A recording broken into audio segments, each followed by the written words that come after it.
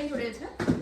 થોડા ક્વેશ્ચન આપણે મનીષાબેનને કરીશું કે આર્નેઝર રિગાર્ડિંગ એમને કેવું લાગે છે. મનીષાબેન, આ મશીન તમે કેટલા વર્ષથી વાપરો છો? 3 વર્ષથી. 3 વર્ષથી વાપરી રહ્યા છો મનીષાબેન આર્નેઝર મશીન.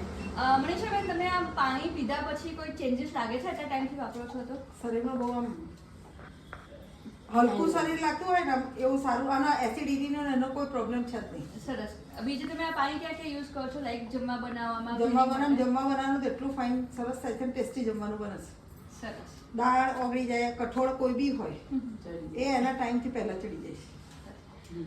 તમને આ મશીન રિગાર્ડિંગ બીજા કોઈ સજેશન છે કે આનાથી કંઈક સારું થઈ શકે એવું છે?